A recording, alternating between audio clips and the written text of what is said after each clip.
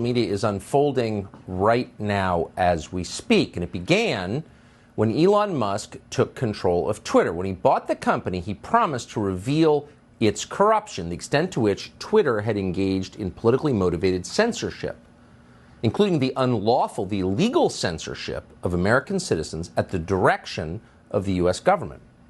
Well, tonight, less than an hour ago, Musk began to make good on that promise. Twitter shared a trove of internal documents with Matt Taibbi of Substack. Those documents are coming out again as we speak, and what they prove so far is very serious. Those documents show a systemic violation of the First Amendment, the largest example of that in modern history.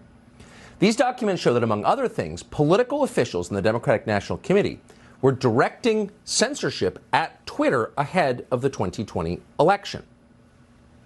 One Twitter official wrote on October 24th, 2020, that he had received, quote, an additional report from the DNC. So the DNC was telling Twitter what to pull off the site, and Twitter was complying. Next morning, to prove it, a Twitter official confirmed the post had been deleted. I grabbed the first one, that Twitter employee wrote. Twitter was also following instructions directly from the Biden campaign in the final days of the presidential campaign.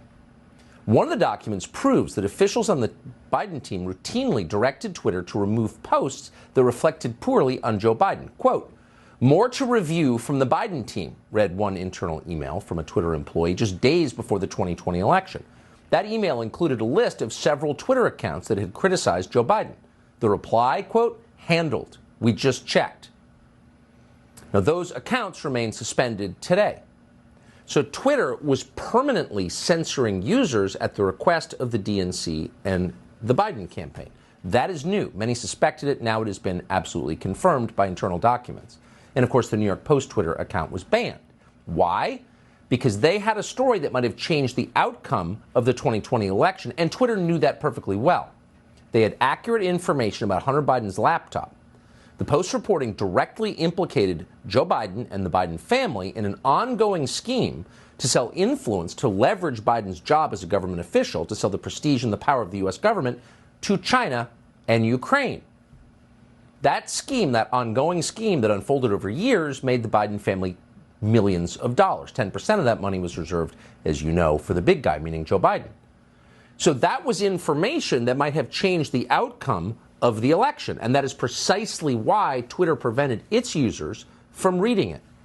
Twitter went so far as to block its users from privately sharing the New York Post story on Twitter direct message. So anyone attempting to share the story about Hunter Biden's laptop was told it was unsafe. Now, that measure, preventing users from sharing information privately, is something that Twitter reserves in normal circumstances only in the most extreme cases, Taibbi writes, like stopping the transmission of child pornography.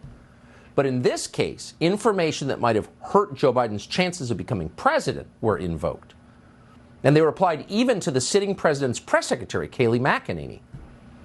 Internally, Taibbi writes, quote, the decision was made at the highest levels of the company, but without the knowledge of CEO Jack Dorsey, with former head of legal policy and trust, Vijaya Gotti, playing a key role. All suspected, now confirmed. Now, in public, Twitter and its many allies and the rest of the media claimed that the New York Post story violated the hacked materials policy that Twitter had on its books. But internally at Twitter, everyone understood that was just a pretext. The laptop had not been hacked, and it wasn't of Russian origin. And by the way, as of right now, it's 8:04 Eastern Time. There is no evidence in this ongoing thread from Matt Taibbi that Twitter had received confirmation from the U.S. government even that the laptop was fake or from Russia. They just made it up. According to Taibbi, one official admitted that, quote, hacking was the excuse, but within a few hours, pretty much everyone at Twitter realized that wasn't going to hold, but no one had the guts to reverse it. One communications official at Twitter, Trenton Kennedy, wrote this, quote, I'm struggling to understand the policy basis for marking this, the laptop story, as unsafe. Twitter's former head of trust and safety, Yoel Roth, explained that Twitter had to censor the story so that Donald Trump would not be reelected president. Quote, the policy basis is hacked material, though, as discussed, this is an emerging situation where the facts remain unclear. Given the severe risks here and the lessons of 2016, meaning Trump could get elected, we're erring on the side of including a warning and preventing this content from being amplified.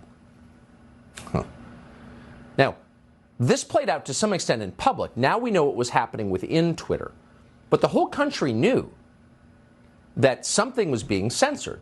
A lot of people couldn't read it, but it was widely known that Twitter was censoring this. And so, by the way, were many other news organizations. And at that time, Twitter received a communication from a consultant in Washington who had taken an informal poll of members of Congress, Democrats.